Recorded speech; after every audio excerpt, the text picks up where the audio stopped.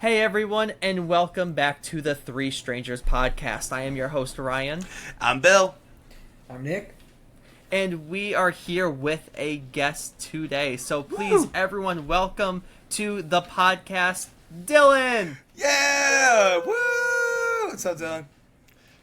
How's it going? Love the warm reception I'm getting. Yeah. We don't do this for every guest, you know? Yeah. Yeah, Except the last one that guest we Ryan- had on, I did roast them. So... I do remember that. In the first 20 seconds, you were like, let's just call him out. Exactly. Yeah. Listen, I am just like Dr. Eggman making a call-out post on his twitter.com. That is very deep. Was that Sonic 3? Was that Sonic 3? I did not see that Oh one. no, have you guys not seen the Sonic fandom? No. No. No. Ryan's out here Oh. going, isn't everybody attached to Yeah, the Sonic actually, fandom? let's, yeah. Hold on, I need to send, like, at the end of this recording, I'm gonna send you guys, like, clips from the Sonic fandom. It's literally people playing the Sonic games, muting all of the characters and, like, the dialogue, and them speaking all of those parts.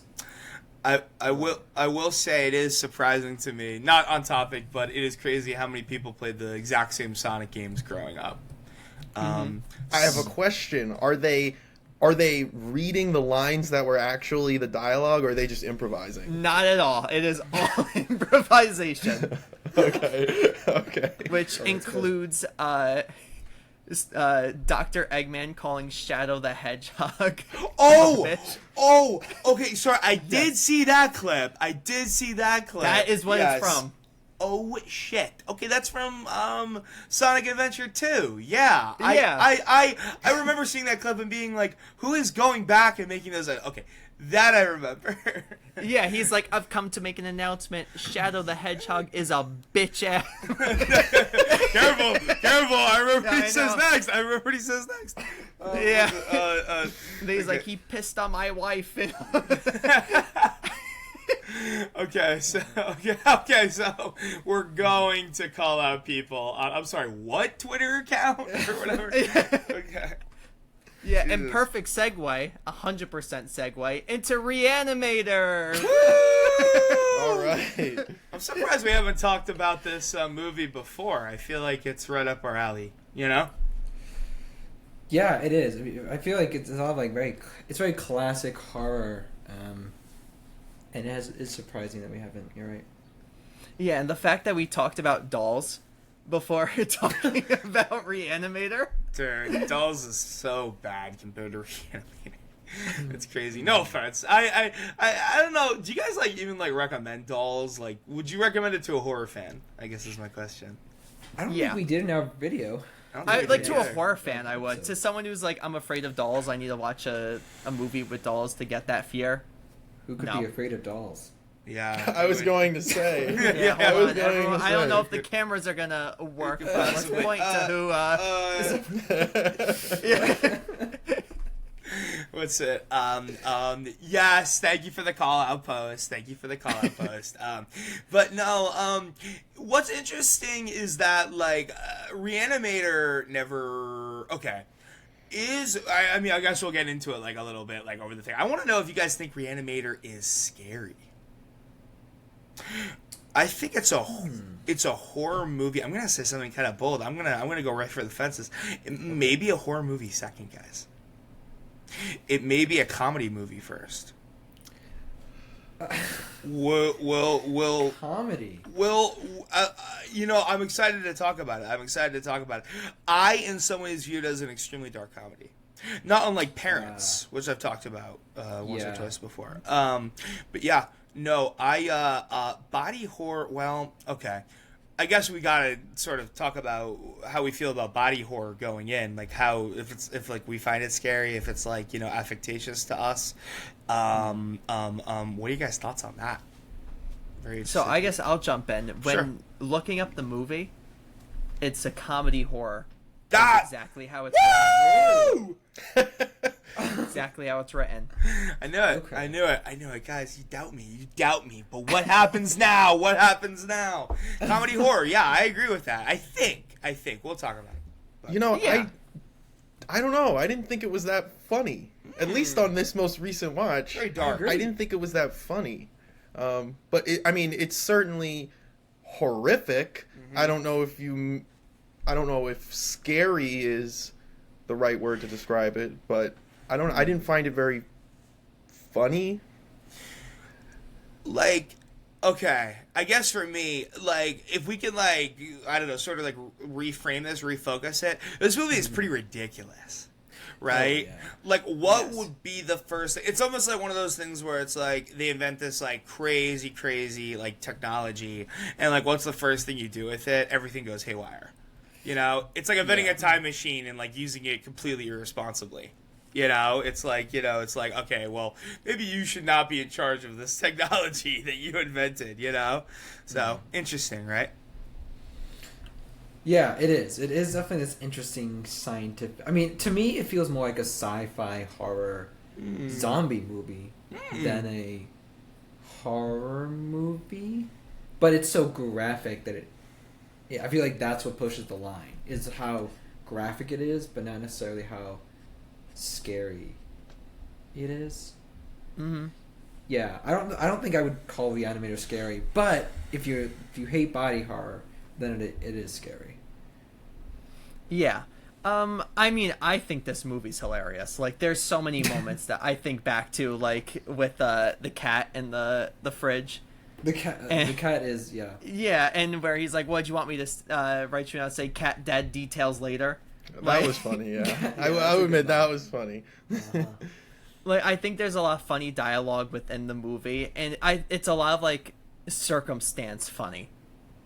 You know, like, where they're, like, for example, when Herbert West is going into the morgue, and they're pushing him in, and the cop is about to stop him, and he's like, "Oh, this guy's a meatball." And he goes in, and he's like, "A meatball?" And he's like, just keep on going. And then it's like the comedy, and comedies come in threes. Mm-hmm. And then it comes back again when he's looking at the bodies, and he goes, "Oh, here's your meatball." Burn victim. Yeah. All right, now I'm contradicting myself. Yeah. Now I'm contradicting my past statement. Yeah. No, but I think it's one of those where, like, there is so much body horror and so much, like, horrific things happening on screen that sometimes you forget that it's meant to be a little bit funny, like the movie. Yeah. It's supposed to be like this ridiculous, like, circumstantial comedy that it's going for. This is interesting to take us to an extremely modern, I feel like a very high profile right now example of body horror. I didn't really find The Substance. I didn't really find that movie funny at all. And a lot of people said that it was supposed to be this sort of like almost like farce or whatever, like black, like comedy kind of like vibe, or I guess satire might be the word. I understand that reading of it, that it's like, oh, this is how extreme someone will go for something, like nobody else would like, like do this, or like this is completely detached from reality. But I feel like the lessons, like the difference between maybe this and Re-Animator, or excuse me, Re-Animator and The Substance, is that like there's very real world, things being talked about in The Substance, maybe. And not that there isn't that in the Re-Animator, but I don't know, something like about, like, Re-Animator. There's a lightness that exists there that I don't think exists in a lot of modern body horror things, in my opinion. So, I mean, to jump in with The Substance, I think it's the same thing of, like, very circumstantial, like, comedy. Like, when I always think of the part where our main character gets really messed up and has, like, the humpback and like everything, but she's still sprinting, dragging the body across the floor, as that, like, that's meant to be funny. Or, like, at the end with, like, the Monstro Sue, when she's, like, trying to talk in the microphone, and she's like, "Thank you for coming," and all of that with the thing on her head, and it comes off, and someone just goes, "Ew!" Yeah. But that's like interesting, because those are like examples of like, oh, like what, like, and I know in that specific scene she's like wearing like a cutout of like Sue's face or whatever. It's like, yeah, you can tell that like she's like not good, before the mask thing comes Yeah. on. Like, it's like, it's not like, it's like, it's like, oh, like, it's like a really shitty disguise. And it's like, wait a minute, Yeah, yeah. And I think that's sort of, that kind of comedy maybe pervades horror comedies, which is a whole conversation in and of itself. But, all right. Yeah. Very interesting. Yeah. So I think we should just start talking about Re-Animator with spoilers now. Let's do it. Yeah. All right, good. So we're in spoilers. This movie is so no, I'm kidding. So before we get into very plot specific stuff, was it you, Nick, that said that there's? It was me. Yeah. So there's this theory about Re-Animator. I didn't know this before my second watch. This was my second watch. Dylan and I actually watched it the first time together in college. But there's this theory about Re-Animator that there are gay undertones, dude, of the film, and I tried to reflect on that. I will say there's more naked men in this movie than women. It's very progressive for Okay. 1985. It's very progressive. It actually is. But yeah. I don't mean to make fun of it, but yeah. But other than, I think maybe it plays on the, Herbert West's Herbert West's obsession with, the male bodies, like how his experiment are all on males. I think that's what it tries to draw a line with. But I think I can see how that could maybe be a subtext, but I do think the subtext is actually I think it's a couple things. One, he really admires academia, research, and in the 80s academia was dominated by white men. And so I feel like it's more of just like you could transpose queerness on top of it, but I do think it's more of a product of the time within medical research. It's really funny, Nick. I think that you told me that there was that reading of it before, and I'm not gonna lie, I did something I don't normally like to do, where it's like I sort of went in with that reading, and I think it's barely there. I don't think it was. I think once again, it's like when people sorry to cite a very famous example, there's feminist readings in that people have for Alien, and it's like I'm gonna be real, guys. I think it was just really progressive at the time to make your big budget horror movie with a female protagonist, and then she would be the last one, in the 70s. That was insane, and I think it's maybe if you want to meta be oh, well, it is a feminist thing, then it's okay, well, that's true, but I don't think that that's necessarily. I think it was just oh, what an interesting character choice. We don't have a lot of woman in horror, and especially portrayed as a mother, known mother, so that's very interesting.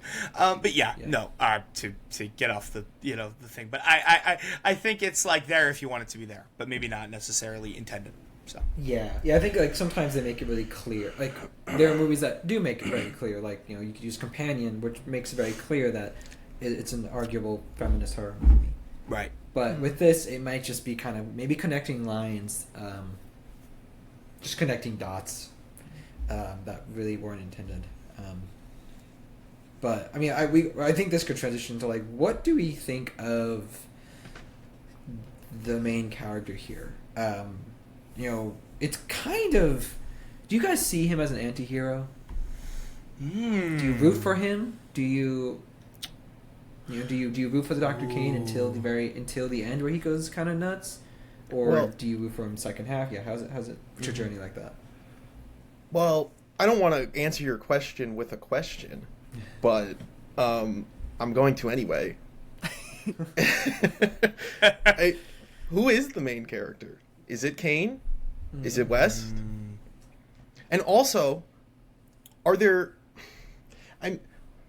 are there really heroes and villains in this film? I mean, yes, Dr. Hill is pretty villainous, but is West really a hero, or is Kane really a hero? I mean, I don't know. I'm curious to hear what your thoughts are.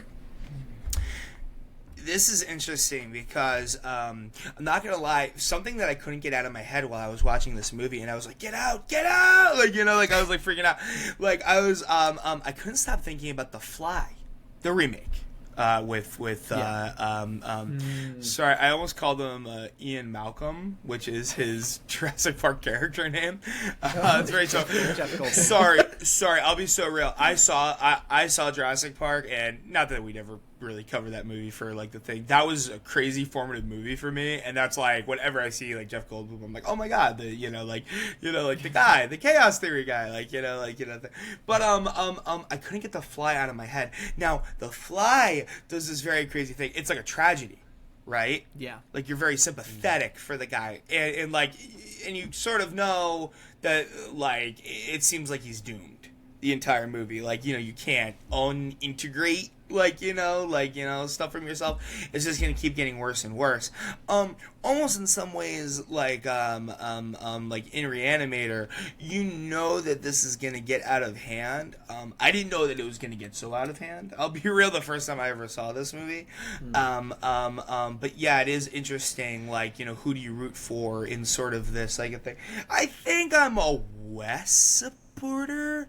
Now this is interesting. What do you guys? Where do you guys land? Where do you guys land? I think for me, Kane is meant to be our more sympathetic character throughout the movie. I don't think you're ever really supposed to be sympathetic for West. I think he very much goes into the movie like this is I am doing what I believe in, and I am going to do this no matter what. And I will say that with the LGBTQ like reading of it, Herbert West and Daniel Kane are boyfriends. Like I went in watching it with like that thought, like where is the LGBTQ like reading? And then as I watched it, and like it's little tiny things like Herbert West grabbing onto Daniel when in the basement with like the cat, or like when he's talking to him about like like I know you're dating the dean's daughter. Like he's like up to him, like whispering in his ear, and like then in the morgue when the dean is killed, and he's like on the floor like curled up in a ball. Herbert West goes down, puts a blanket on him, and like is meant to be there, like comforting him. Like, so I think that could be where some reading of LGBT like themes could be read. I mean, Kane has a girlfriend. It's Barbara Crampton. It's very clear, very clear that he has a girlfriend. But I like watching it the second time, really thinking like, okay, where is this going to be? I was like, oh, I could see it from that. I could see it. Academic admiration is a little bit more, I guess, in that perspective. Where do you weigh in on this, Dylan? I'm interested to hear your take. Yeah, it's your own question. Yeah. Surprise. Wait, do you mean my take on the LGBT undertones, or my take on who I'm rooting for? Both. Okay. Yeah. I didn't notice any of those undertones when I was watching. I was unaware of that theory. Thinking back on it, I can see between the chemistry between Kane and West, I can see somebody noticing that. And I didn't really root for West because, one, I think it's unclear as to whether he killed Rufus the cat. You have to believe, you either believe Megan or you believe West that the cat suffocated. It's also, did he kill Dr. Gruber? That is That's not interesting. clear. That's not clear at all. True. Okay. He clearly kills Dr. Hill. Yes. So, yes. you know, is that a pattern? You know, it's kind of hard to root for him. I know, you know, I understand that he's obsessed with his discovery, and you know, in a vacuum, discovering this miracle of reanimation might drive someone to be as insane as West. But and so maybe you can justify him killing Hill, but if he you know, if he killed Gruber and he killed the cat, it's kind of hard to root for him. Yeah. Yeah, I think that's what supports my perspective, like him being an anti-hero, because he's not good. He's not morally good, but I think the something I started thinking more of is this hypothetical situation of, if you learned that you could bring people back from the dead, would you? And that's when I started to kind of understand him more, you know, understand Herbert West's just... Yeah, like you said, Dylan, like if you were to discover this, you know, how could you not be curious enough? But he is violent. He kind of does go insane, and at the very end, I think my perspective changes on him when he's dying, but he goes, "Take my notes." I think that's something when I realized, like, he just cares a lot more about his studies than himself. He's not like self-centered about this. He's in it for the continued publication and evolution of his research even after he's gone, which is, I feel like, maybe a research nerd's great triumph, I guess you could say. So I actually felt more complicated and conflicted with how I felt about him compared to the beginning, where you're just kind of like, this guy's kind of a freak, creepy, but then as it goes on, I feel it's really hard to actually decide how I feel about him. But I do agree that like you know, Dan Cain is the how did you describe it, Ryan? Like the sentimental, the sympathetic character. The sympathetic, yeah. I forget what the theme is usually in film, but it's like the kind of the innocent one turned corrupted a little bit at the end. Brutalized. Yeah. The brutalization of the innocent. Mm-hmm. Yeah. So I think let's kind of talk about this movie, like go through like the plot of it. In order. Yeah. Okay. Yeah. Let's do it. All right. So we start with Herbert West bringing back his dead professor, Hans Gruber, which, like we mentioned before, we don't know if he was previously dead, if he was alive, and what Herbert did for this. There are horrific side effects because, as West later explains, the dosage was too large. When accused of killing Gruber, West counters, "I gave him life." Interesting. I mean, now, I sort of interpreted that. I think this is one of our talking points before. I always thought that Gruber had died, and then West tried to give him the serum to bring him back to life, and then it was too much, and then it does the thing where you get all fucked up. Yeah. Also, sorry, can I just do a sidebar? Sorry, isn't Hans Gruber the name of Alan Rickman's character in fucking Die Hard? Yeah. Right? Okay. I thought I was hearing that. I thought I was hearing the name. It was like, I was like, because there's not too many Hans Grubers in the world. But anyway, okay, yeah.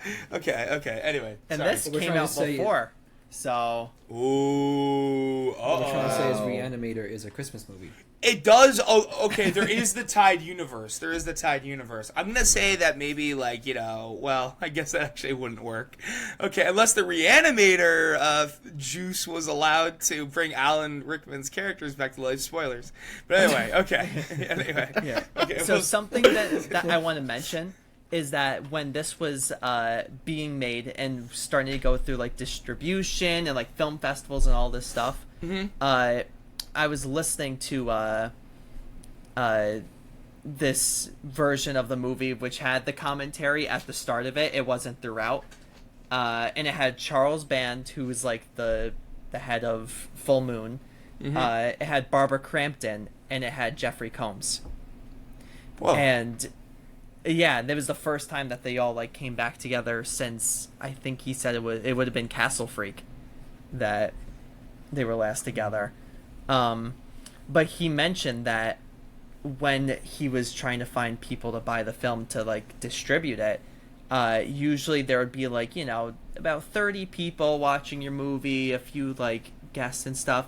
He said that there was over 400 people that went to see this screening because of what they heard like about it. And he was like, it was at a time where horror, still wasn't like mainstream like it kind of is now. We're talking 1980, what? This would have been 1985. So, it was very well known when it came out in terms of that original release for film festivals.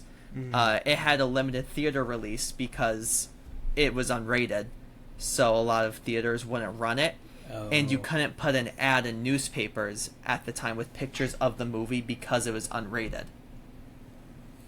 So it ended up being a failure in terms of a theatrical release because of it. Although it gained its audience through like DVD, well, not at the time VHS, but through release on DVD, VHS, all of that. But also, they decided to make a rated R version of the film, which cut a bunch of the gore and everything out of it and released it, and that was a failure. Brutal. I have a question for you all about that. This movie, you think it's gonna be body horror, and then it takes it one step higher with the unrated version that I think Dylan and I both watched just from talking before we started. I mean, did you guys watch the unrated full body nudity and horror version? Yes. I'm just gonna say something. The first time I ever saw this movie, and I was in high school, I think I could have handled it. It was not the unrated cut. It was the edited one, and that was a mistake, right? Like, I wish that, I mean, I still loved it. I was like, this is crazy, this is amazing. But yeah, there is something to be said about seeing it in its unrated form. I think that's a good way to view it, as long as you can stomach it. Not everybody can. Yeah. True. I mean, the effects are great. I love the effects in the movie. Very ahead of their time. I think it's so much fun, like the effects that they do, and it feels very like The Thing-esque in terms of its special effects.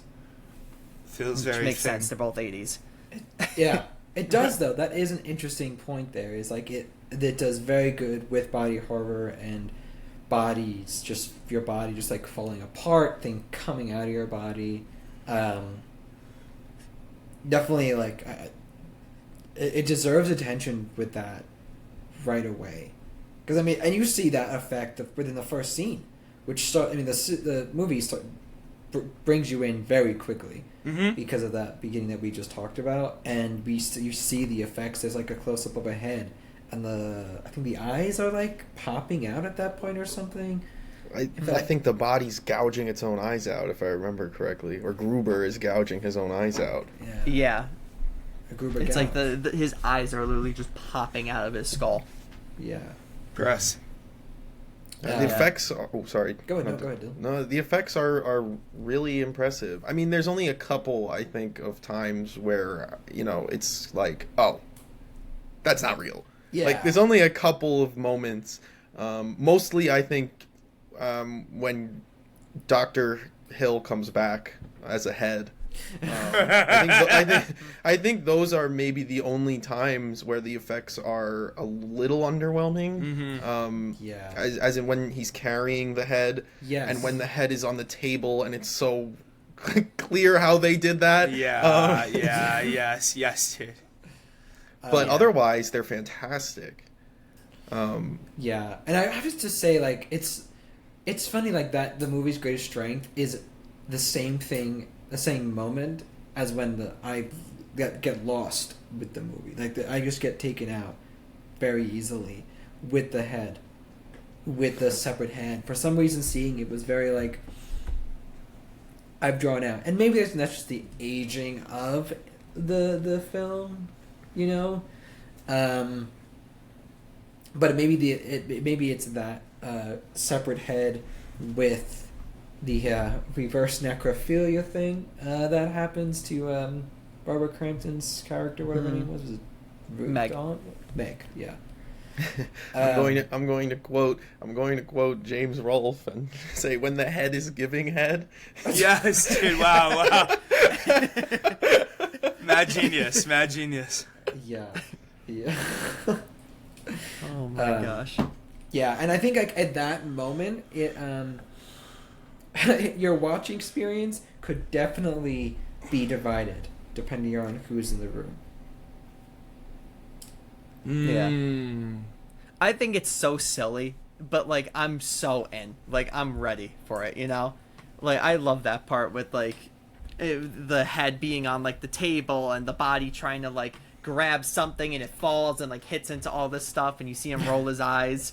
Like Yeah. I just think it's so like silly and I have so much fun with it. And yes, of course, like at this point of time the special effects are getting so much better. The 80s with practical effects is where we really start to see some awesome...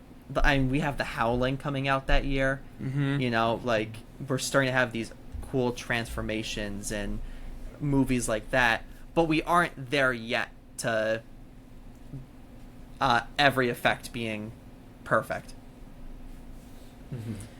But we'll keep on going. So West arrives at Miskatonic University in Massachusetts to further his studies. He ends up renting a room from Dan Kane, and converts the house's basement into his own personal laboratory. Mm-hmm. West demonstrates his remaining reagent to Dan by reanimating Dan's dead cat, Rufus. So, a lot happens within that time that this kind of gets rid of, with there being points of contention between Dr. Carl Hill, who is one of the doctors at the university, and Herbert West. We see a lot of tension there, and we see tension between Daniel, Megan, and Megan's father. Yeah, kind of two separate pieces that will merge, but I think one side of this is just like very academic jealousy and the who's smarter, whose research is more up to date, who knows more. Versus on the other side, there's a family dynamic here that turns out to be much more creepy than just a protective dad. Mm-hmm. Mm-hmm. Yeah, 100%. So we also kind of see some tension between Meg and Herbert West.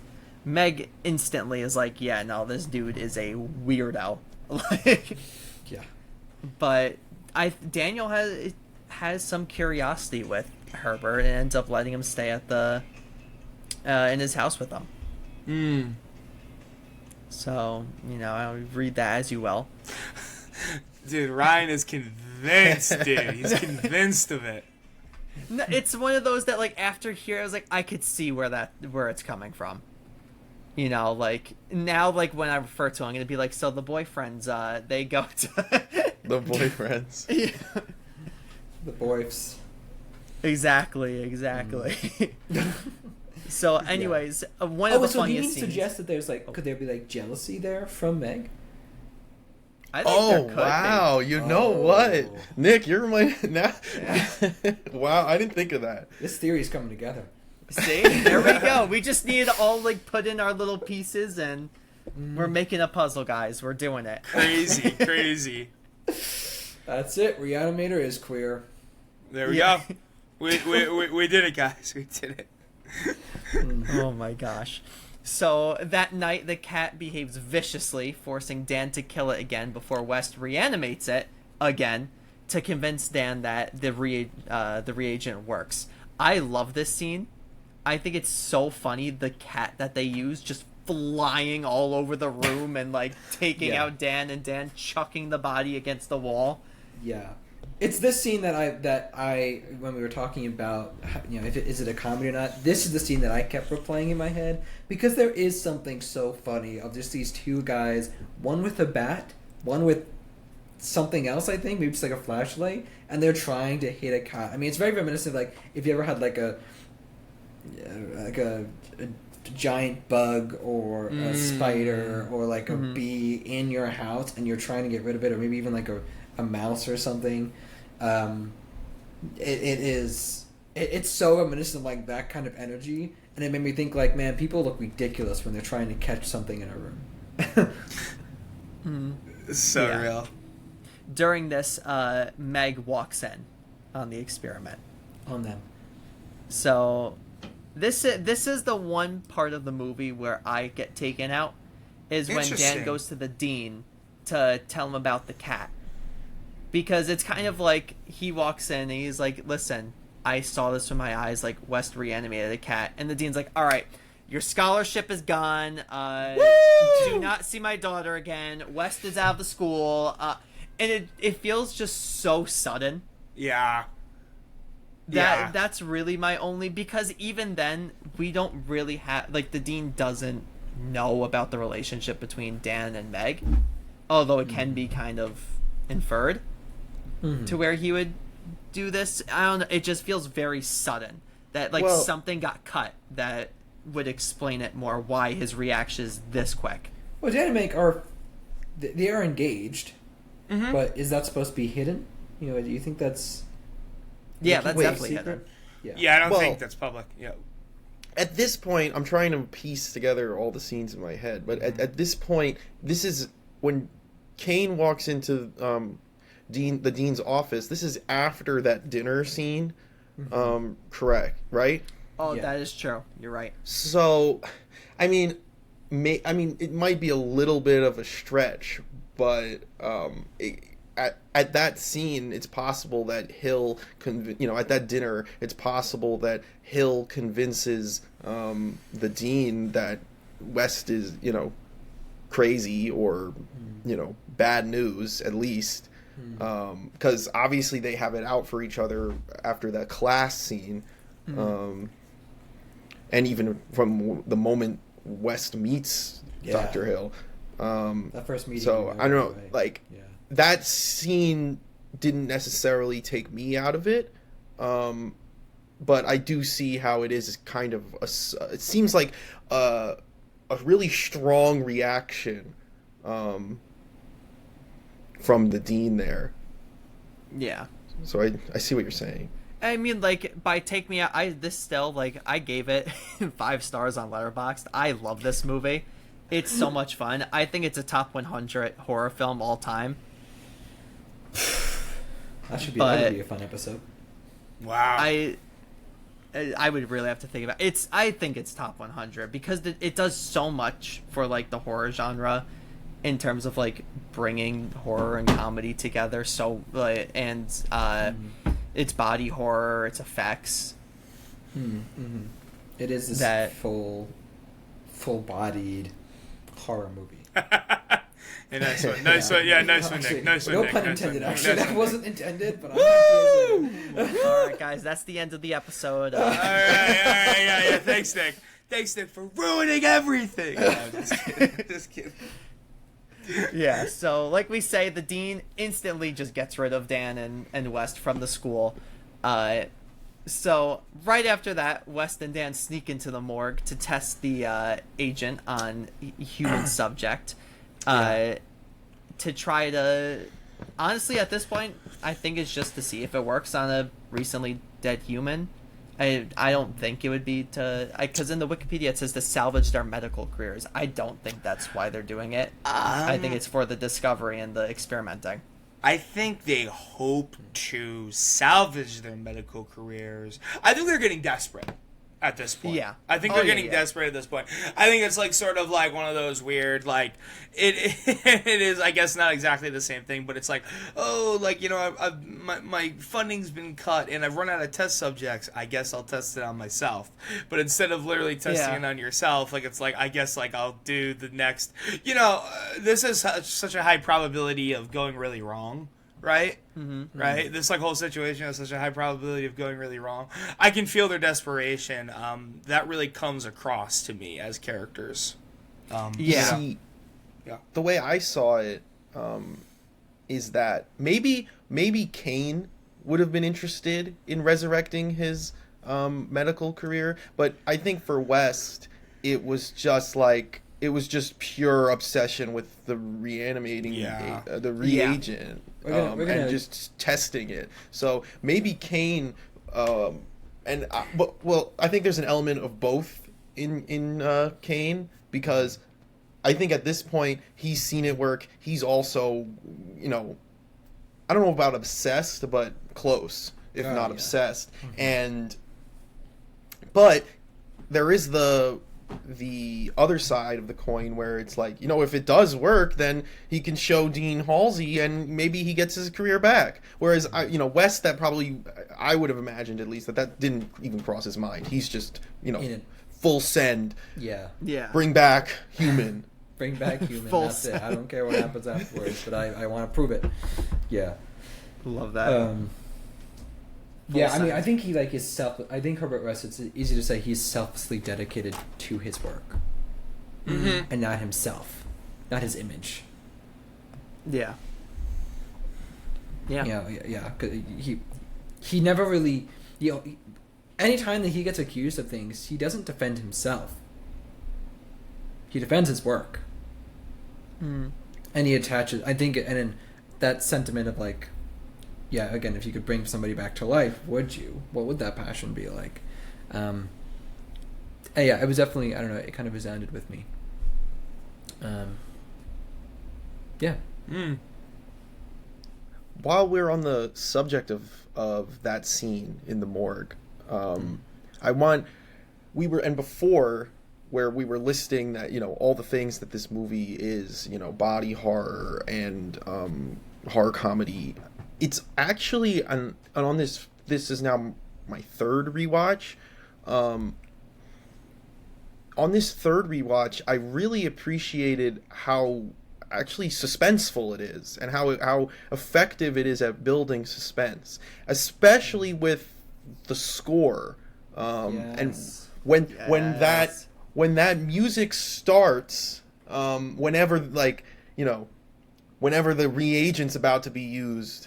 And it's especially effective, I think, in that morgue scene, and I guess props to Stuart Gordon, and just the waiting for it to work, and the false, it didn't work, and then you see the arm moving. I mean, it's this movie is, you know, really fantastically suspenseful, and I think the way they use the score, it reminded me of Halloween, actually, you know, where, you know, that audio cue whenever Michael Myers is going to show up. Dude. They kind of use it in the same way. They do, yeah. Thank you so much for talking about the score, because I've been waiting to talk about this score. Wow. I love the score to this movie. So it's composed by Richard Band. And think of, do you guys know the opening title sequence? The score, the dun dun dun dun dun dun the opening credits. Mm-hmm. Yeah, that's the score to Psycho. Like, he's just adjusted it a little bit. Oh wow! Oh, so if you listen to those two together, you will instantly hear it. That's what he's taking from. It's familiar, and maybe familiar on purpose. Mm-hmm. Because think about Psycho. What is some themes within that movie? You know, Norman Bates has an obsession with his mother. In Re-Animator, Herbert West is obsessed with his work, with his study. You know, so we have similar themes that are being portrayed within both movies, although different. Well, I guess I don't want to say themes, but I mean at least the obsession is a big note between the two movies. Yeah, kind of an insanity, just like building insanity. I also think it's kind of, and I don't know. I wrote this in my notes, and I don't know how else I would describe it. But the music matches the deadpan of Re-Animator, and I don't really know how to describe that. That's less so than the. I don't think the opening score applies to that as much as the times that we were talking about before, when the serum is being brought out, and just the score when certain things are happening in the movie. It's creepy but also fun. I guess like that's the like you can tell it's like something building, but it's also kind of fun. It's a kind of a bop. You know? Oh, it's such a bop. It's playful. Yeah. Scores that go hard. Yeah. Just waiting in the movie for it to come up, and then of course like the reaction comes out, and he starts to put in here. You hear the dun dun dun dun. Yeah. Dun, dun, dun, dun, You dun, kind of dun. bop your shoulders to it. Yeah. Yeah. I used that. I used that score in a previous podcast episode when we were doing like the music episode where it was you had to guess if it was in a horror movie or not. Oh, that was years ago. That was a while ago. That was I would love to do that again. That was a while ago, and if I remember, if my memory serves, I remember being really bad at that. Yeah, I remember, like, some were very iconic, but I remember being like, oh, like, dude, I want to say I was like, oh, yeah, no, this is like a weird, like, almost like mystery theme. In some ways, I don't know, it kind of evokes that a little bit, right? You know, this sort of like, ooh, what's going to happen next? And like a kind of like apprehension. Right, you know. I used like the music from that episode in my 7th grade general music class for like our Halloween day. That's what the day is. They have to guess if it's from a horror movie or not. Dude, it sounds so much like, sorry, I'd love to attend one of your classes, right? Because it sounds like it's just like an outlet for your love of horror movies. Like, you know, like it's like, you know, like I know you talk about your horror movie class a lot, but it is funny that it does permutate other things. It's good to have that passion. I definitely try it because I know a lot of them do have a love of horror, like the the 7th graders at least. Of course, I'm not going to show them a horror movie. They try to. I'm like, absolutely not. Like, you're funny if you think I'm going to do that. But I will like do like little things like that. Like I'll include like maybe some discussion about music within it, or for one do now I did a comparison between. Have you guys seen Wait Until Dark? No. It's a good one. Audrey Hepburn is in it. Oh. Very good horror movie. There's a jump scare in it that happens, and I do a side by side, and they do see the original scene with the jump scare, and then I do the same scene, but instead of the jump scare cue, I had Tina add to it, "I believe I can fly," and the jump scare, and I was like, "What changed about it? Was it as scary?" You know, like stuff like that. Oh, okay. So to kind of show like how music can affect. How music affects. Oh, Yeah. That's interesting. Okay. So the kids really like that one. I always like seeing them jump at the first scene. It makes me laugh. Because then you have the feels like, I didn't jump. And then, but I was like, I literally watched you go. As the... Them kids. Oh, man. But continuing on from our little tangent there. At this point, they bring back someone. And that person ends up killing the dean. During that time, after the dean is dead, West ends up killing this reanimated zombie with a bone saw, and then instantly is like, "All right, let's go. This is gonna be the freshest body we got. Let's reanimate him. Come on, let's go. Chop chop." Kind of crazy. And he comes back to life quick, wasn't it? They say 17 seconds that it takes him to reanimate. And of course, Meg walks in again. She always just walks in at the wrong moment. Seeing the wrong shit. During this time, Dr. Carl Hill ends up taking charge of the dean, who he puts in like this padded observation cell that is Yeah. right next to his office. Yeah. Yeah. Casual. Hey, what the fuck? Yeah, no, I'm just gonna say. Sorry, I had a real problem with that this time around. I'm like, I did notice that too. it wasn't set up at all. Whatever. You know. Yeah, I don't because know. I also was like, what? Yeah. How is this Yeah. allowed? Yeah. Yeah. Yeah, I got a grant, and so Yeah.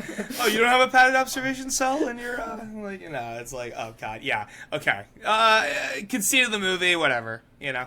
Yeah, honestly, helps. Yeah, it is not something that's like, wow, this was the moment that was like, you know what, something's weird about this movie. Yeah. Something's not clicking. I had other questions, yeah. yeah. Yeah. So during this time, Meg is with him, and Dr. Hale starts to become Dr. Freaky, and Woo! he says some I lines. think I peeked the mic. I peeked the mic. Apologies. They'll step away. Bill's a big fan of Dr. Freaky, I guess. Sorry, that was not supposed to peek, but yeah, okay, yeah, you know, preview my thoughts. Yeah, so I mean, we get like a suggestion of it at the dinner scene. Yep. Of like, oh, maybe Dr. Hale is a little freaky, and then little bit of a instantly freak. the Halsey in the padded cell like running around, and Dr. Hale's just looking. It's like, you know, I could take care of you, and it's like, oh, okay, all right, All right. Yeah, it turns malevolent. yeah. I think this is a good time to, because at that up until then, right, there was the hint at the dinner, but now it's clear that Dr. Hill is not a good guy, you know, is not sympathetic. And, you know, it was at this point where I started to think about what I said earlier, where it's, are there any heroes, you know, of this movie? Because like we were talking about the scene before, you know, Dan and West are pretty responsible for the Dean's death. So, you know, Yeah. you know, obviously they try to bring him back, you know, which is partially due to West's obsession with seeing it work on a fresh body, but he does say to Dan at that point, we can bring him back. You know, this is our chance to, It's you all know, good. save him. We're okay. So You can- it's you like can a hit the double mulligan motivation there. Yeah. Right, with Mulligan. I will say Do there over. is one good character.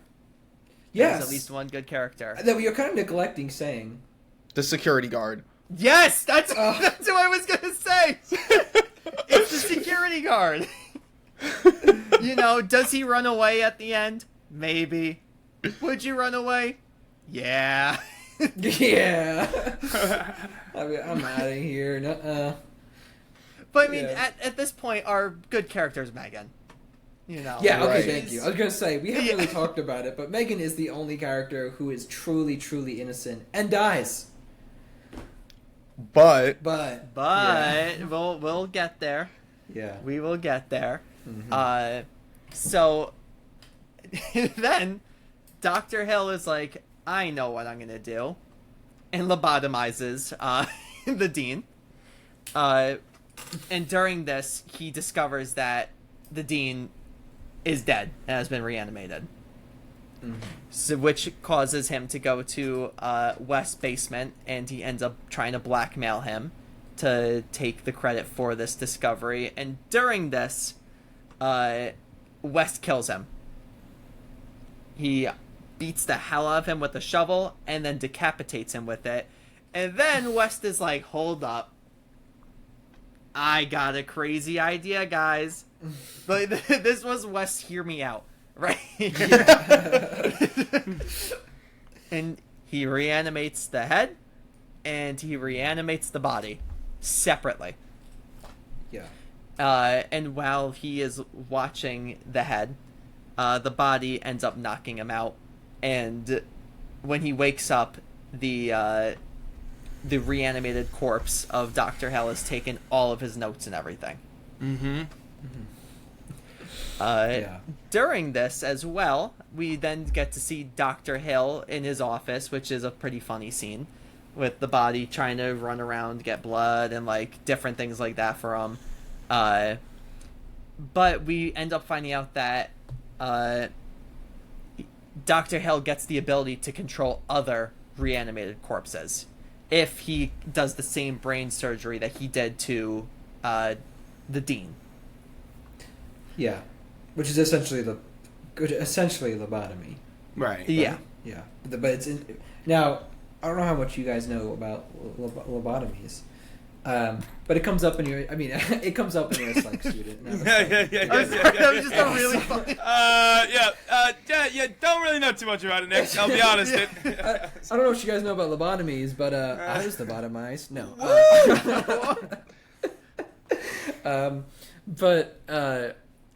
So there's a couple things about this movie that don't line up, or maybe suggest things that don't go into more detail.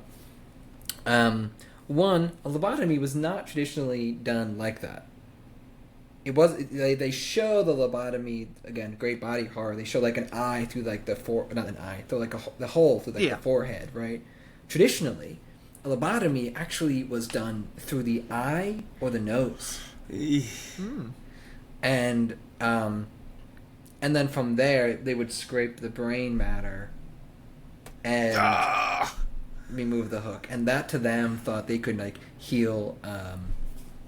They could heal depression or mania. They could heal psychotic symptoms, and the funny thing, I mean, it's not funny, but like it was ineffective. What was interesting is they actually did show effects, but it would just kind of like lower the symptoms, but not eliminate symptoms of whatever they were trying to do. Like it sometimes is as bad as, I think, if I remember correctly.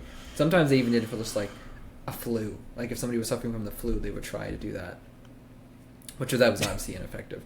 That didn't do anything. Yeah, that sounds like extreme. It was mostly mental. But here's the other part about lobotomies: they were banned gradually, but starting in 1960 in Russia. Fun fact. So the fact that lobotomies would still be happening kind of maybe gives us a clue of when the events of the movie are supposed to be. They're supposed to be sometime in the 60s. And if they're not in the 60s, then lobotomies have been banned for a while, and kind of gives a bit more of a darker picture to Herbert West than before. I thought this movie took place about the time when it was recorded. I don't know. Yeah. The medical technology, like the screens, it looks pretty 80s to me. Yeah. I would say I think it's 80s, and this is like, we are seeing Dr. Carl Hill isn't a good person. That's I mean, he also was doing that so that he could take control of Megan. So I think there was a twofold to that original lobotomy. One is the Dean can't say anything about it, like what's happening to himself or what's happening to Megan, and then he's able to control him. Yeah. So I take it that he, crazy theory, he's not a good person, Dr. Hill. Let's just throw that out there. yeah. But I think before we get too far off this scene, where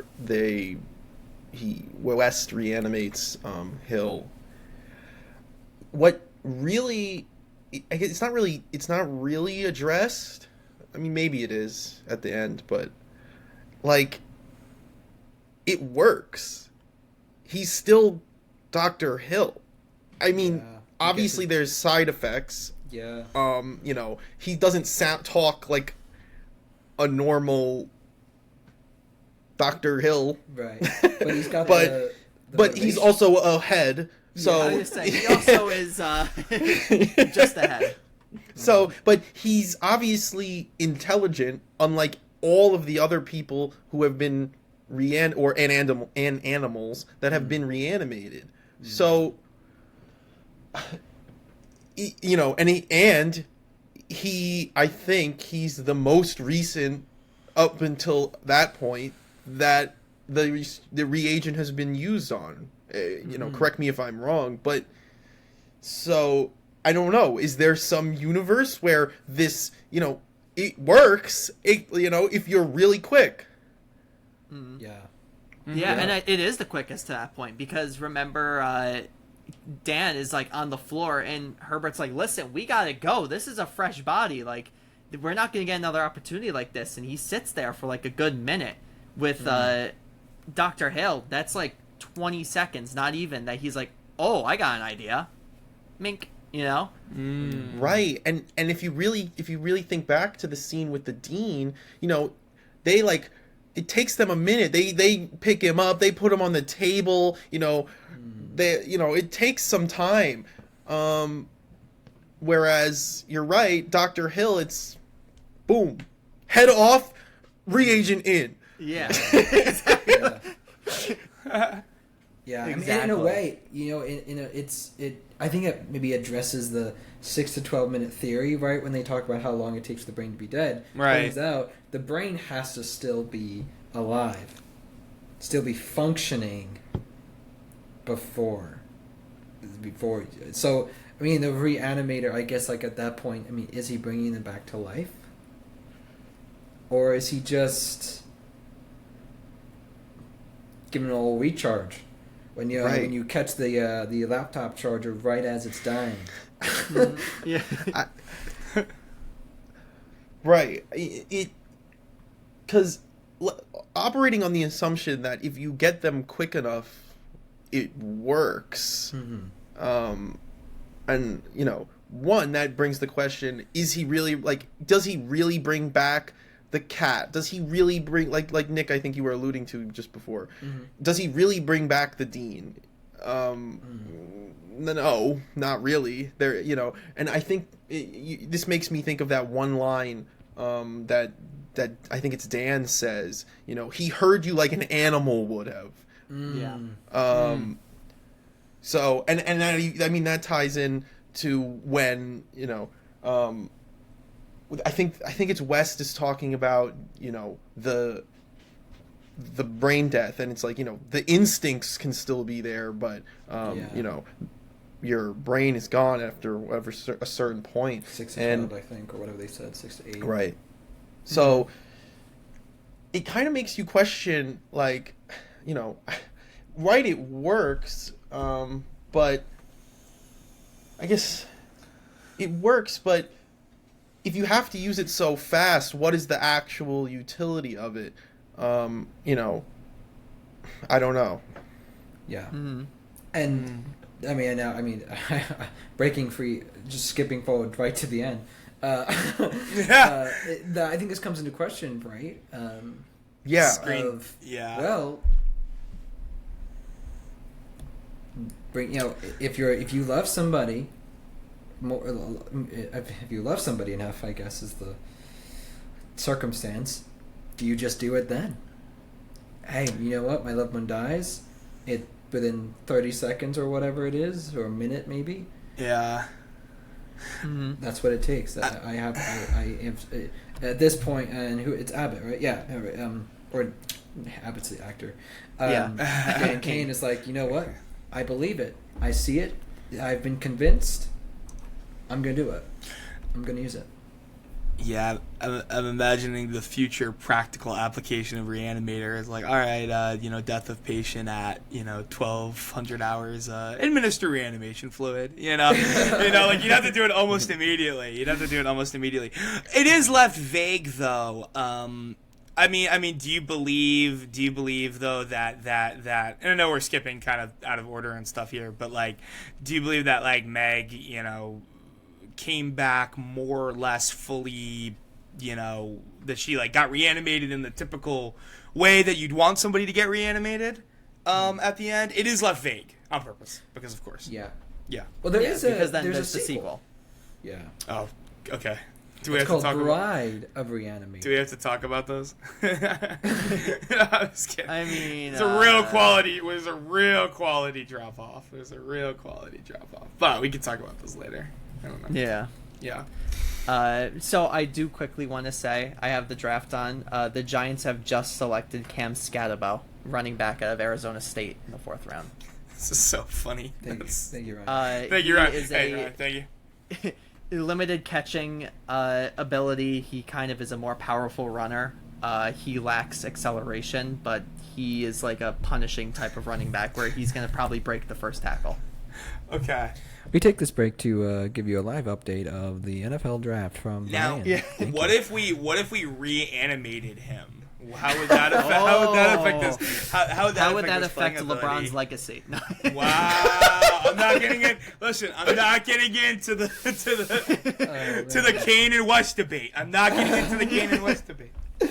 But oh man, a little levity before now we get to Megan is snatched away from Dan, and is brought to the morgue, and Dr. Hill strips her naked, straps her to the table, and starts sexually assaulting her. This is where the unrated cut comes in, right? Yeah, that's pretty crazy. Because there it is. Yeah, it goes pretty far. Like they show quite a bit. I'm sorry, I don't wanna like be inappropriate with it or anything, but I think it's really crazy when Hill takes his severed head and begins to I'm like literally like, oh god no, and then like it does get stopped, you know. Like that is so weird. But it doesn't get stopped soon enough, in my opinion. Like you could and you know what too, like I feel like at this moment, and there's a lot of like separate things, and we haven't really talked about how H.P. Lovecraft really crafts his stories like this, where there's I think H.P. Lovecraft in his stories creates circumstances that are just beyond comprehension sometimes, and then brings you into his theory of like his plot, and then goes, okay, what if we pushed it too far? And I mean, similar to like maybe like a modern day like Black Mirror, you know, but yeah, kind of like this line of like this is all just like I don't know, pushing the limit that H.P. Lovecraft does in all of his stories, and it worked. I don't know how I would say it worked on screen, but it's uncomfortable. Yeah, it's interesting coming from a movie that is like pretty funny at a lot of points. Yeah, and I think the way that I compare it to is like, you know, like The Last House on the Left is very that entire like first half of the movie is just rape scene, all of that, to then these bumbling cop characters put in between because they're like, well, we need moments of levity between these harder moments to watch.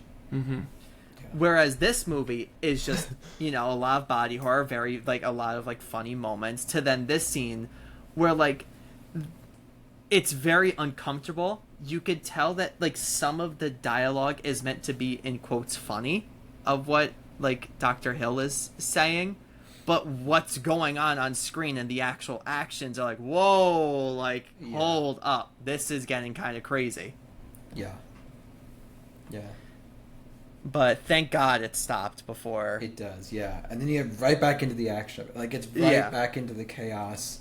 And this is chaotic as it's happening, too. But, yeah, it quickly happens. I mean, and it makes you... it shows how much of a victim Meg has been to all the circumstances. Meg is just, like, the innocent bystander. Yeah. And I think she's meant to be kind of the tragic character of this story. Yeah. So... They're interrupted, of course, by West and Dan. While West distracts Dr. Hill, Dan frees Meg, and this is when Dr. Hill reveals that he has reanimated and lobotomized all of the corpses in the morgue. And has psychic control over them. He has psychic control over all of them. It's a little tough. It's a little tough. It's fine because we need a climax in this movie, but That's what drove Bill over the edge, was the psychic control. Well, yeah. It wasn't the reanimating. I hate psychic control in movies, dude. I hate this bullshit. I think we talked about this before, maybe. I hate psychic control in movies. I think it's so lazy, and it just comes out of nowhere to be this very convenient plot convenience. I don't know. It's just like, well, you know what it is? Like, how would being reanimated introduce this aspect of, like, I don't know. For me, we need a climax, and we need a horde of, and this is where it starts to really feel like a zombie movie, right? So, Yes. you Right know, here. yeah. A hive mind per se Mm-hmm. of them. Yeah. Yeah, and I like in like the Wikipedia exactly what is written. It says Dr. Hill reveals that he has reanimated and lobotomized several corpses from the morgue, rendering them susceptible to mind control, as Halsey is. I mean, the dean, All right. not the singer. Not the singer. Not Halsey the singer. Theory. Wow. But Meg's voice is able to reawaken the protectiveness from her dad, the dean, who ends up fighting off the other corpses to let Dan and Meg escape. And during this as well, West injects Dr. Hill's body with the lethal overdose of the reagent. Yeah, We this came is full awesome. circle, baby. Yeah, this is awesome. Full circle This is moment. awesome. This is awesome. When he's super, I'm so excited when this happens. Yeah. And he gets kind of, I don't know if you guys, Akira, talking about at the very end of Akira, with the arm just stops. Have you guys, Dylan and Nick, have you guys not seen Akira? No. You guys really need to Great seek movie. that. Yeah, you guys need to seek that shit out. That's crazy. Wow. Okay. Yeah. But This also feels very like the Thing-esque. Yes. Yes. Yes. This part. Like literally the body cannot even hold itself together, Yeah. It's like literally just like too much. But no, this part's awesome in an otherwise kind of I don't know, we haven't talked a lot about zombie movies. I'm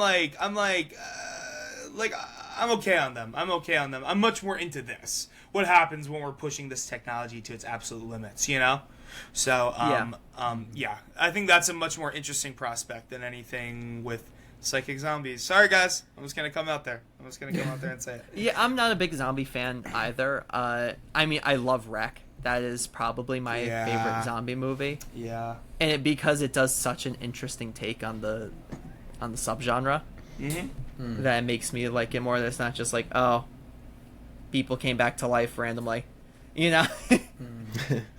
But yeah, so at this point, the Dr. Hill's body starts mutating and it ends up starting to attack West, who screams out to Dan to save his work. Yeah. And I think this is also where, this is our boyfriend's moment, of, I think up until this point, Herbert is very self-centered in how he thinks. That it is his discovery, it is what he is going to show, everything like that, until he is about to be dead, where he gives the notes to Dan to save it, the only person that he trusts who helped him with the other stuff. And it's also I think it is I don't think Wes is totally selfless here. I think he's I need you to this is a terrible situation. I'm gonna die soon. I need you to carry on my legacy. I need you to do this. Yeah. I need you to make sure that this makes it out okay. Yeah. Yeah. I think it is a little selfish, but it ends up being our crux for I guess the post climax kind of thing. Yeah. Kind of interesting. So at this point, Dan gets the notes and he flees with Meg, but there's one more reanimated corpse that attacks and ends up strangling Meg. Yeah. Yeah, which is to me I feel like as much as I like Meg, I feel like her death could have been a bit more direct. Mm-hmm. It's very underwhelming. Yeah, it's oh, she's gonna die from strangulation after all of this. Nick wanted Meg to blow up. Yeah, and we just see him reanimating like an arm, a leg. Yeah. Nick was like, Meg's death was not gruesome enough.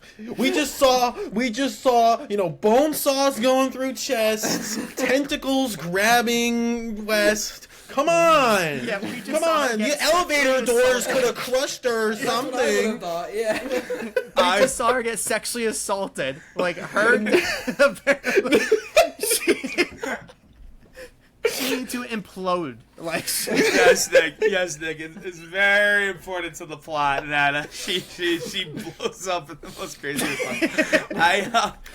If I may defend the movie, it is a little underwhelming, but it's kind of necessary because if she was, how else are you gonna reanimate her if she was, to use the movie's words, a meatball? Yeah. No, yeah, and it makes sense, especially because they want to draw out like the tension of like to make it realistic that they want to bring her back to life, and then she doesn't, which I guess is again making a full circle moment. How does the movie begin? It begins with them trying to resuscitate and failing, and then the reanimator failing, but then of course at the end the reanimator works. Which, so at this point, Dan takes her to the hospital emergency room to try to revive her, but she is dead. In despair, he ends up injecting her with the reagent, and as it goes to black, we hear a woman screaming. Yeah. Which, shout out to Barbara Crampton. I feel like she's maybe a little, I don't want to say underrated because she's been in so much, but I didn't realize she's so underrated. She is so underrated. So she's in From Beyond, which is a similar team, but then she's also in You're Next, and also, and I didn't realize this, the We Are Still Here, which we did an episode about. Oh yeah, I feel like I definitely talked about Barbara Crampton, and We Are Still Here. I love Barbara Crampton. Yeah, she's. I do see what Ryan means when. A good scream. I feel like the good scream is something I've always been like, how do you find a good scream? How do you rate screams in a horror movie? But I get it because I think Barbara Crampton, she's quote unquote a scream queen, except she's also a good actress. Yes. She will scream and then act and scream and act and scream and act instead of just I scream because I'm scared. Mm-hmm. This is something I noticed on this third rewatch, is, and this ties in with Barbara Crampton's acting skills and screaming skills. I want to preface this by saying movies rarely get to me emotionally, okay? I don't think and I think I'm weird for this, but I don't think I've actually ever, cried at a movie. Oh, God. Rarely do they get me emotionally. But for some weird reason, and maybe it's a testament to her acting ability, and actually to Dan's too. Just her emotion when she sees her father dead, and it's emotional. It almost made me sad.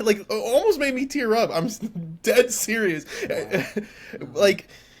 And so her reactions to what happens, it's phenomenal, and it almost affected me, and Dan's too. There's a lot of emotion in this. Yeah, and the I grief think is real. Yes, I was gonna say the grief is very real, and I think it's a testament to Stuart Gordon, the director, creating such a great vibe on the set to where the actors and actresses felt so comfortable working with him. Because if we take it out of the context of the movie, Barbara Crampton is naked sitting on a cold metal table. It takes a lot as an actress to kind of strip down and have and be violated in such a sense. So the direction and is for so her to feel important. so comfortable and to talk about how great Stuart Gordon is and how we lost him too soon and how she felt so comfortable with him as a director. And that, it makes sense why she would then work on From Beyond with him, why she would work on Castle Freak with him. But I mean, she's also in so many other movies, like Chopping Mall. She's great in that. She's in Puppet Master as a cameo. And of course, like, she came back to horror with You're Next. And then after that, being in The Lords of Salem, We Are Still Here. Yeah. You know, the most recent thing that I saw her in was Suitable Flesh. And, and that's 7 years ago, 2018, right? So Suitable Flesh, that's 2023. Oh, wow. Okay, yeah, it's a couple years old. Yeah. By that time, she's like in her 60s? She is 66. Yeah, okay, so she was, yeah. Mm-hmm. But she's been around. She's been great around for in a Suitable while. Flesh. I love her in Suitable Flesh. Mm-hmm. Weird movie. Also very H.P. Lovecraft, and a movie that was supposed to be a Stuart Gordon, but he passed away. Oh. And they ended up giving it to Joe Lynch to direct it, which, if you're going to choose someone, excellent choice. Right. Such a good choice, Joe Lynch. But yeah, that's Re-Animator. I definitely recommend it. Watch the unrated version. It's better than the rated R. But if you feel like you can't handle, a sexual assault happening on screen, then probably stick to the rated R version. Yeah. That's what you're, quote unquote, missing out on. Not that I really care about that part for Re-Animator, Yeah. Yeah. Before we wrap up, I just want I want to ask everybody, because it seems like, because Bill said he saw it in high school. Mm-hmm. I think this movie has a lot of history for all four of us. This is actually probably, for myself, this is probably one of the first horror movies I ever saw. Wow. Wow. I didn't know that. What The a way first to one, introduce. it's not my absolute introduction. I think my first horror movie, and which was simultaneously my first rated R movie, was Halloween. But so this wasn't my absolute introduction to horror, but it was one of the first, and it was one of the first that Nick and I watched together in college. So the fact that Nick is so into horror movies and is on this podcast, I think a little bit at least is owed to Re-Animator. Oh, that's interesting. I don't know if Nick looks at it that way, but I don't know. I'd be curious to hear your guys' history with it. Yeah, and it did inspire. I won't be very long, because I think in the Alien episode, of which Dylan was the guest on the podcast as well. It's like 3 years ago at this point. Wow. It's not focused on that part, but Yikes. I think we talk about Dylan and I's history with horror movies, and how I think how there was a resurgence of horror movies, for us for horror movies, and I guess Re-Animator, it was. I mean, we watched it with a couple friends in college. And there were two women who don't watch horror movies, so that definitely.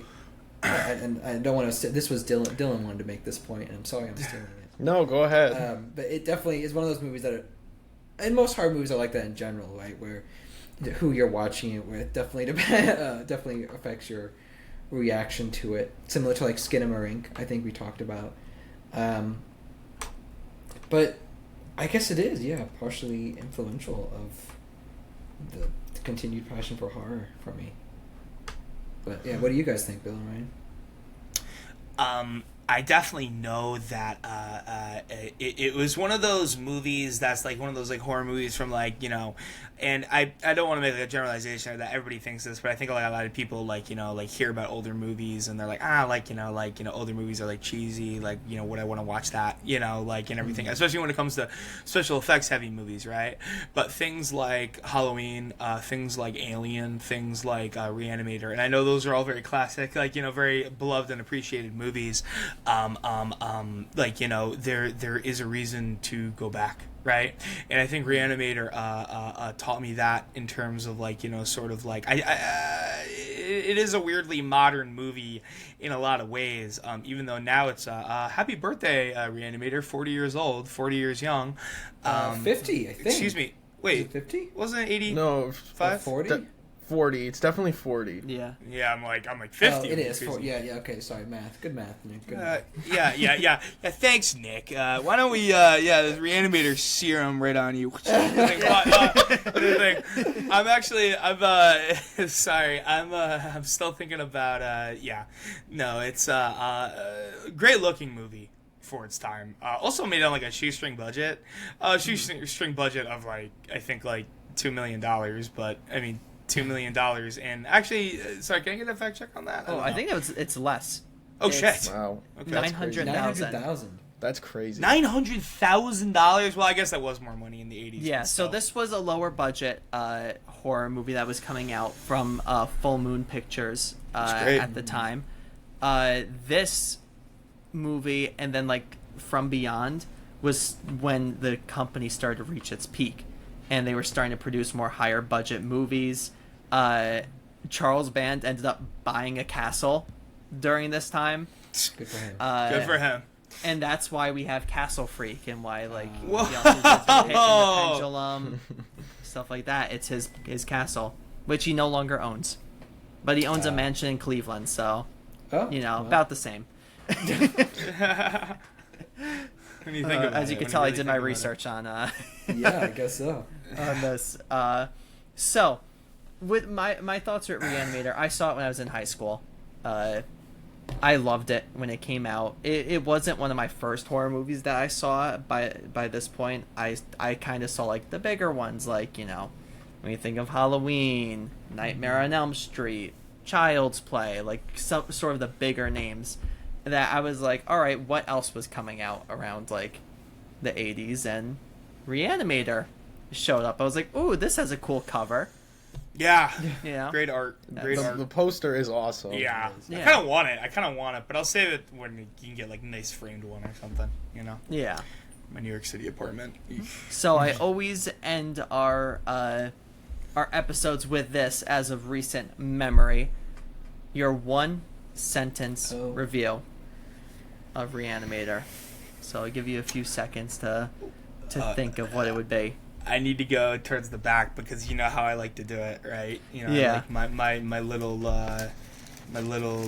Rotten Tomatoes style cutesy. Oh yes, you like a buzzword. I like my little buzzword. And I like my little cutesy. It's definitely gonna be okay. I think I'm working on it.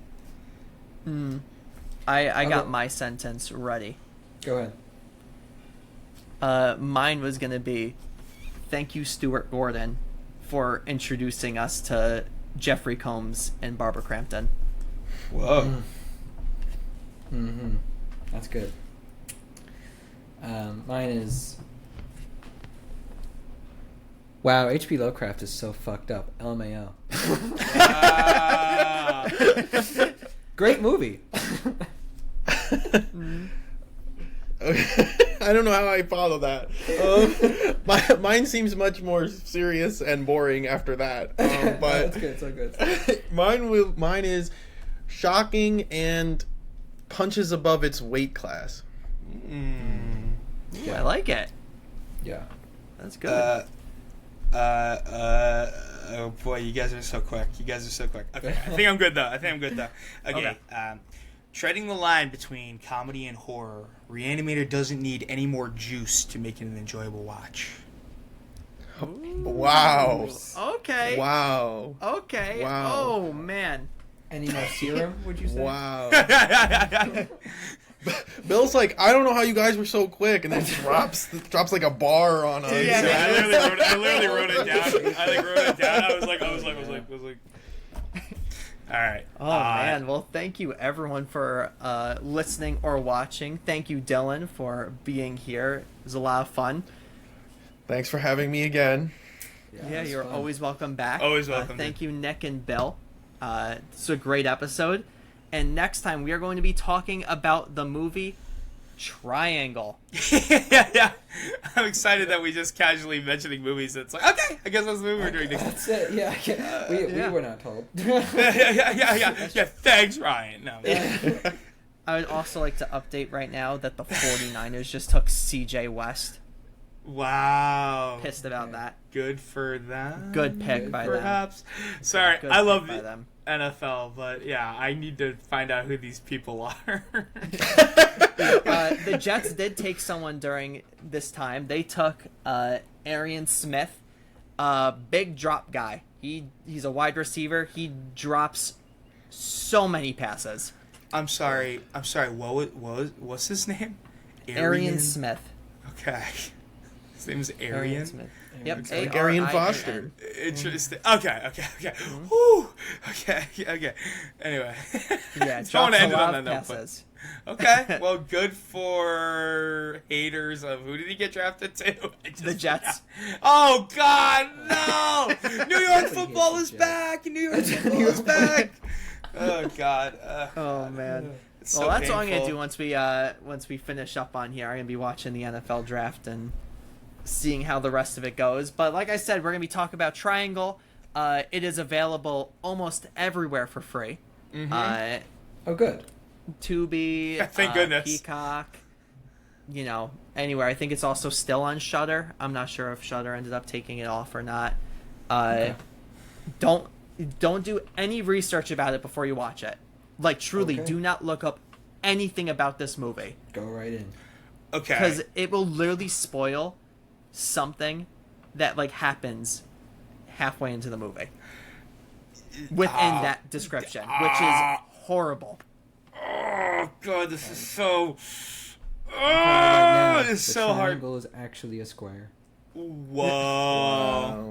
Okay, can I just ask one question about it? Can I ask one singular question about it? It is not referring to the Bermuda Triangle, right? That is a read that people could have on it. I think you should watch it. But I will say Triangle is the name of a boat. Oh. So then is it the... Okay. Well, now I'm all... Okay. Yeah, watch it. Okay. Yeah, watch Okay. Nautical horror. Nautical horror. Okay. Oh, it's been a while since And we've done you know that. who's in it? Who's in it? No, we don't. Liam Hemsworth. Wow. Liam Hemsworth? Liam Is this- Hemsworth is in it. Is this a good movie? I think it is one of the most underrated horror movies of the 2000s. No, that scares the shit out of me because when you say underrated, I'm like, okay, well, interesting. Okay, all right. 5-star user Ryan. Yeah, okay. I'm currently watching it with my horror class. This is the movie that we're on. Dude. And they want to just come into my study hall times and stuff like that just so they can finish the movie. I'm like, no, you have to wait until class to finish the movie. But they are so into it that they want to finish it and watch it. Wow. Okay. Mhm. Damn, that's pretty cool. So I really like this movie. I think there's gonna be a lot to talk about with this movie. Okay. Dang, alright. Looking forward to it. And this is Liam Hemsworth Debut? This is Like- 2009. Oh, This okay. came out. Okay, this is a while ago. This is pretty young Liam. This is 16 years ago Liam. Okay. Yeah, Yeah. this is before Hunger Games. Okay. Okay. Okay. Yeah. Yeah. So this is what they put as his second ever role. Okay. I just realized, okay, we're not talking about Chris Hemsworth. We're talking No, about we're Liam not. Hemsworth. No, okay. We're talking about Liam Hemsworth. Okay. Yeah, we're talking Now- about now I'm Gale. with it. Yeah. Now I'm with it. You said Hunger Games, and I was like, Chris Hemsworth was not in Hunger Games, and then I connected it. I connected it back. Okay, we're good. Okay, yep, cool. Yeah. Alright. This is his second role, his second movie role, with his first being Knowing, Nicolas Cage movie. Whoa, That's He a is good movie. guys, I That'll don't be a want horror to. movie. Sorry, I know we're running into the recording thing here. Hopefully, we could just cut this out or something because I know now we're sort of talking about. I don't know, but there is. Have you guys ever seen Nicolas Cage? Mandy. You seen Mandy? Yes. That Mandy. movie is Awesome. crazy. That movie is crazy. Dude, one that I was recommended but I haven't seen is Pig. Nicolas I Cage. saw Pig in Pig. theaters. Okay, now is that a horror No. movie? Mandy is. So Mandy, Mandy kind of is. Pig Yeah. had a really bad. Oh God, I can't even think of the word now. Marketing? Its trailer is very misleading Okay. as to what it was. Its advertisement campaign. Horrible. because they were like, this movie is the John Wick of horror movie, and like it kind of stated as that. It is not that at all. I was like, I'm ready to see Nicolas Cage as like a John Wick type character. Yeah. Not at all. But the movie is so good. The movie's So very I've good. heard. So I've heard. Okay. No, because I got the impression from what I was hearing about it and what people are telling me about it that it's almost like a survival. No, not at all. I would say it's like really? a drama. It's like a drama. Oh shit. Okay. Okay. Well, I know that the whole thing is that he's trying to find this pig in the Yeah. woods. Okay. And sorry, I guess I thought that for some reason that would imply that he's like really struggling against the wilderness or something, and it's like you know what I'm saying? It's like somebody Yeah. trying to find something like lost, you know? And, That, like, and you know. that's the thing. Like the movie's portrayed in all these different ways that it just is not at all. Dude, I'll be so real from the limited media stuff I've seen of it, and even like some people like telling me not a lot about it, but it really does seem like a freaking like survival horror movie, and I guess it's just straight up not. That's crazy. Okay. I think I have it on Blu-ray. Funny enough. The I don't- Blu-ray. We've Yeah, been so Austin Michael. sidetracked. who's We are great, so that's on sidetracked. Ryan, you I need to know. cut all that. All right. Yeah. This is so. Yeah, this was like the after, like. This is you know, this is the yeah, after the after hours. talk. The Ah! after talk. We were like, Sorry, Cody a Simon minute- got drafted by the Cardinals. All right, it is time to go, guys. Yeah. All right. It's time to go. Thank you, everyone, for watching, and always remember, watch a movie that has Barbara Crampton in it. Woo! She is Not gorgeous around and your amazing. kids, though. Not around the elementary school kids. Not like around the Ryan, though. kiddies. Not No, around the don't kiddies. do that. Yep. Don't Don't do that. Bye, everyone. Bye, everyone. See ya. Bye. Very cool.